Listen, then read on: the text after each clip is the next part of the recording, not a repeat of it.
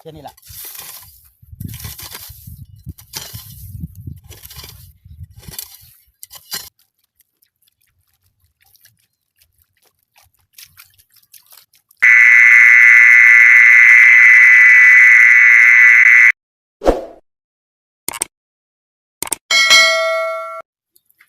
ทักทายสบายดีพี่น้องที่เข้ามาติดตามรับชมหลังจากห่างหายไปตลอดพี่น้องเอ้ยกับค้าเด็กเด้มื้อนี้เบาจันจะไปทำรีบอลเฮ็ดดักแมงจีซ้อนพี่น้องเอ้ยผ่านมากับเบาจันก็เคยดักอยู่แล้วก็เคยได้อยู่แต่ว่าบ่ได้หลายเพราะได้ใส่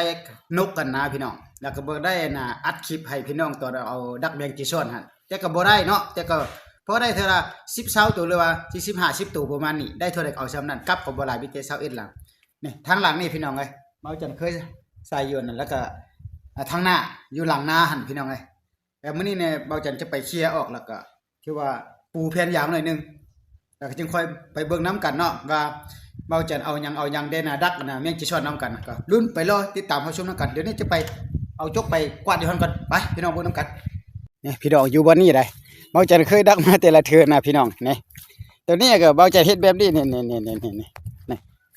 หน้ามันใส่ไว้แล้วยังอยู่ในนี่มีเขียด2ตัวเด้เห็นบ่นั่นพอหน้านี่มันใส่ตัวนี้เบาจันเฮ็ดแต่แบบนี้แล้วแม่งสิช้อนมาหั่นนะเบ็นมาแล้วมันมาเข้าลึกอันขี้ทรายเห็นบ่ขวยอยู่นี่ขวยแม่งสิช้อนได้นี่แล้วมาเข้าแบบนี้นะเบาจันก็มื้อนี้จะเอาผ้ายางปกนี่แล้วก็ตัดอ้อมนี่แล้วเอาขี้ทรายติ่งไว้เอาเบาจันจะกวาดก่อนอยู่นี่มันเป็นหยังเป็นปลาหญ้าเนาะฝนตกแล้วก็มันออกมาเพราะว่าเวลาวิธีการดักแมงจีซ้อนของเบาจันแนวใดนี่จกพี่น้องเอ้ยจะเคลียร์นี่ก่อนนี่แค่นี้ล่ะ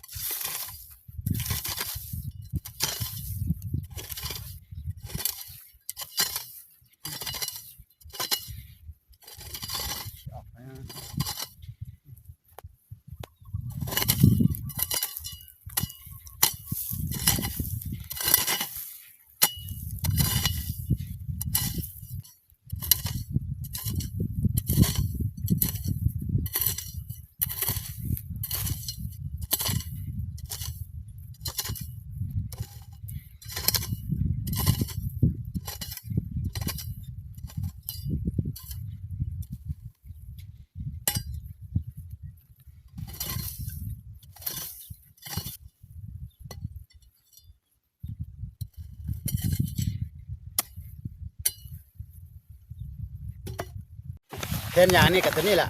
แค่นี้นี่ก็เวลาเขาเจ้าดูดน้ำออกจากคลองจากหนองปลานะเขาเอามาปูนะพี่น้องเบาจันก็ไปดักนกแล้วก็เห็นแล้วก็ตัดเอานะเพราะว่าเขาเจ้าทิ่มแล้วพี่น้องไงเขาบ่เอาเขาทิ่มล่ะแต่ว่าใหญ่ได้แต่ว่าเบาจันก็ตัดเอาแต่ครึ่งนึงล่ะรอบที่2จะไปเอาอีกเนาะบ่เห็นแล้วมีคนมาเอาแล้วพี่น้องนี่อันเก่าเนาะเบาจันจะพกใส่จังซี่ได้พี่น้องนี่จังซี่ล่ะปกนี่เลยปกปกใส่นี้นี่เอาดินบล็อกทิ้งไว้ก่อนพี่น้องอย่ามันกิ้วแบบนี้เนาะ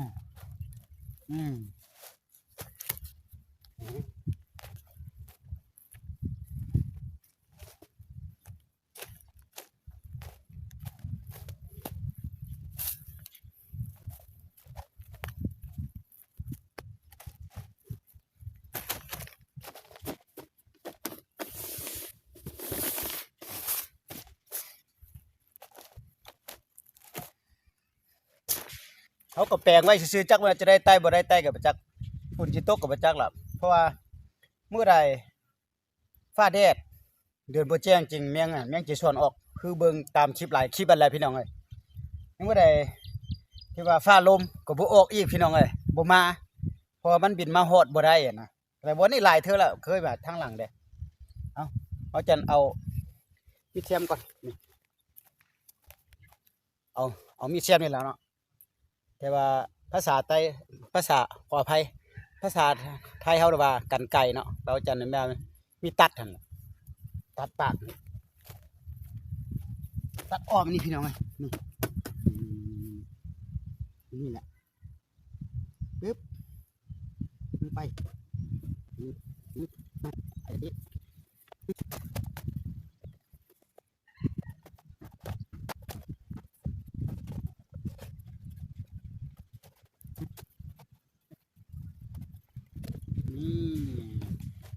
ได้แบบนี้แล้วนี่เรียบร้อยพี่น้องตัดเป็นทีเรียบร้อยแล้วบาดนี่นะเบิ่งน้ำกันมาจะเฮ็ดเป็นเบิ่งแคบนี่แม่นเอาจันจะเอาขี้ทรายหั่นปกอ้อมบ่นี่นะบ่ให้มันมีแคมแบบนี้หั่นนะนี่ตัดออกมาละนี่จะเฮ็ดแบบนี้เลยนี่พอดีแมงจีชอนไตมาปึ๊บปึ๊บปึ๊บปึ๊บตกเข้าปั๊บปิ๊บปั๊บปิ๊บปั๊บปิ๊บถ่ามันมาเลยแต่มื้อนี้ฟ้าล้มเด้อพี่น้องจะได้ไตบ่ได้ไตก็ค่อยรอติดตามรับชมนำกันอีกเนาะเอาเว้าจันก็จะทำเลตามแคมนี่ก่อนเอาขี้ทรายมาใส่แหนมนี่เนาะเพื่อบ่ให้มันเป็นแบบนี้แมงจีชอนว่ามันจะเข้าลืบนี่พี่น้องได้ก่อนเนาะมื้อนี้จังมาอัดคลิปให้พี่น้องได้เบิ่งเด้อ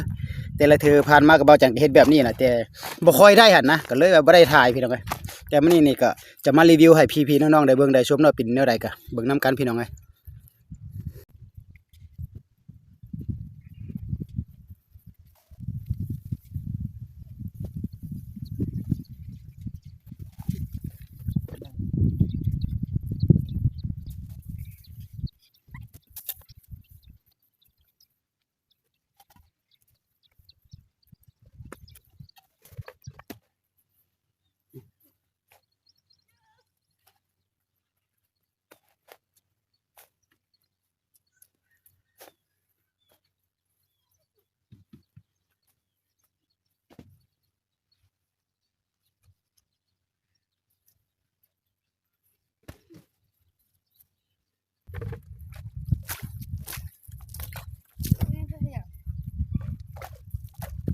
แม่งยอด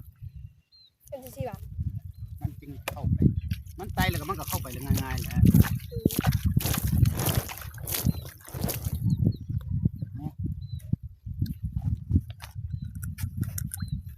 นะเบาจันก็หดน้ำเป็นที่เรียบร้อยแล้วในแคมนี่นะแคมมันน่ะแผ่นยางนี่นะนี่หดเมิดเป็นที่เรียบร้อยพี่น้องเอ้ยก็เบาจันคิดว่านี่ถ้าว่าแมงจีชอนบินมาหั่นนะคันว่าตกอยู่ในใจกลางนี่เนี่ยมันก็แน่นอนมันต้องนั่นน่ะเลียนเข้าอยู่น่ะอ่างน้ำเฮาพี่น้องเอ้ย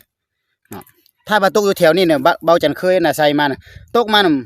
บางตัวแล้วมันน่ะดุดเข้าแบบนี้นะมันดุดเข้าดินแบบนี้พี่น้องเอ้ยก็เบาจันนึกว่าเฮ็ดแบบนี้มันก็จะดีกว่านะเลยว่าเฮ็ดแบบนี้นี่อยู่ไหนนี่ก็ยังมีเขียด2ตัวอีกพี่น้องนี่บ่ได้ตายแต่2-3มื้อแล้วนี่พี่น้องนั่นเห็นบ่นั่นยังมีอยู่แต่มื้อนี้เบิ่งนํกันว่าสิได้ดักบ่ล่ะอากาศคืออยากฝุ่นนะพี่น้องเอ้ยคันฟ้าลมเบาจันก็จะบ่ได้ดักอีกเนาะ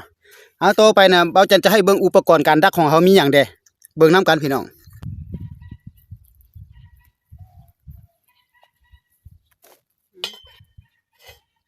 บ่ฮอด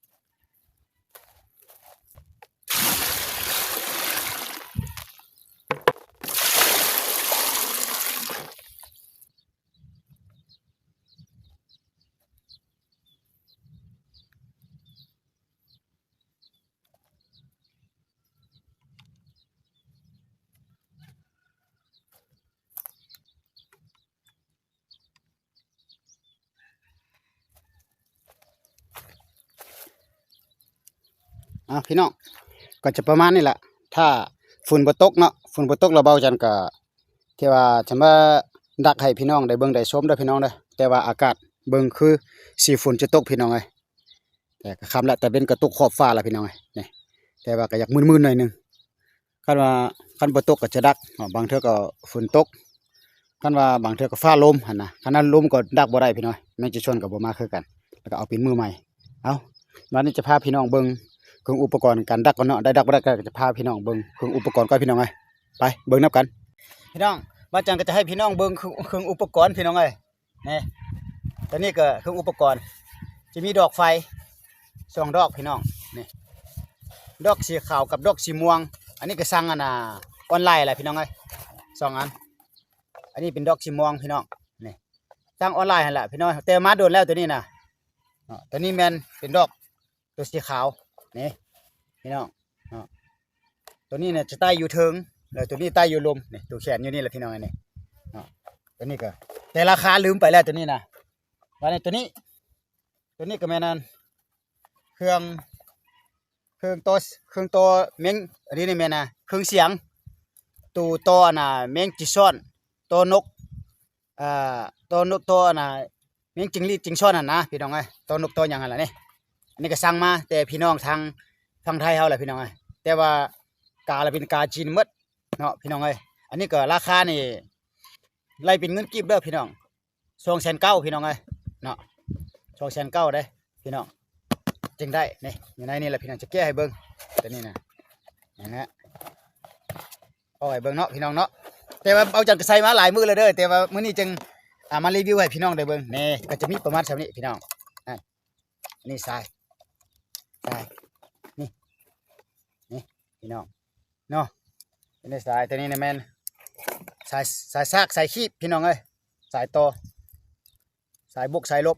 เนาะสวิกเปิดตัวนี้ก็แม่นเบาจังก็ซุบเข้าอยู่นี่ปึ๊บนี่แล้วเปิดโทรศัพท์เอาพี่น้องเอ้ยเนาะตัวนี้ก็สร้างมาแต่เบิ่งจังจะเปิดให้เบิ่งบรรยากาศก็พี่น้องเอ้ยฝนสิตกก็บ่จักคือมืดๆไว้นะ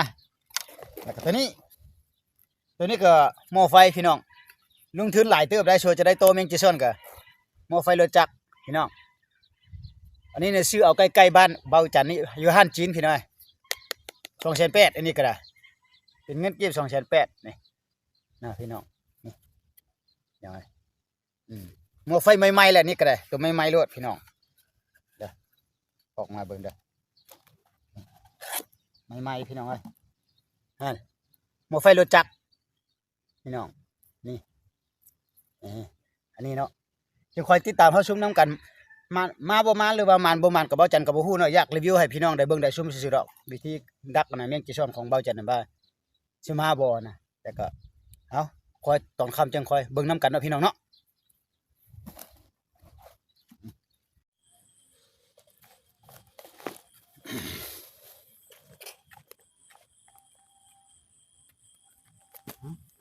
วันนี้เบาจันขออนุญาตเด้อขออนุญาตเปิดไฟกันเปิดไฟกันเด้อพี่น้องเอ้ยเพราะว่าใต้โทรศัพท์หน่อยเดียวเวลาอันต่อแมงจีซอนอาจจะบ่ได้เห็นพี่น้องเอ้ยเพราะว่าใช้โทรศัพท์เดี๋ยวนี้กำลังอัดคลิปอยู่นั่นแหละพี่น้องเอ้ยโทรศัพท์หน่อยเดียวแต่เบาจันจะทำการชุบดอกไฟก่อนตัวนี้แม่นสายเทิงพี่น้องมาแล้วพี่น้องมาแล้วไฟมาแล้วดอกขาวมาแล้วเนี่ยดอกขาวพี่น้องเอ้ยอันนี้ดอกสีม่วงพี่น้องอยู่ทึ่งพี่ละเนาะแต่ว่าเดินแจ้งพี่น้องเห็นบ่นี่เดินแจ้งนะฟ้าก็ยังลมหน่อยหนึ่งบ่ฮู้ว่ามันสิมาบ่มันบัดนี้นะขออนุญาตเบาจันจะเปิดเครื่องเสียงตัวนี้ก่อนบัดนี้นะนี่เครื่องเสียงนี่แหละพี่น้องเอ้ยแต่ว่าจากน้อยเพิ่นละจังจะมาถ่ายเบิ่งว่าเครื่องเสียงหั่นเนาะมันเป็นแนวใดนะเดี๋ยวนี้นี่แม่นเบาจันเอาตัวนี้อัดแล้วก็ที่ว่าสิบ่ได้เห็นนะพอจะเอาตัวนี้ต่อกับเครื่องเสียงนั่นเด้พี่น้องเอ้ย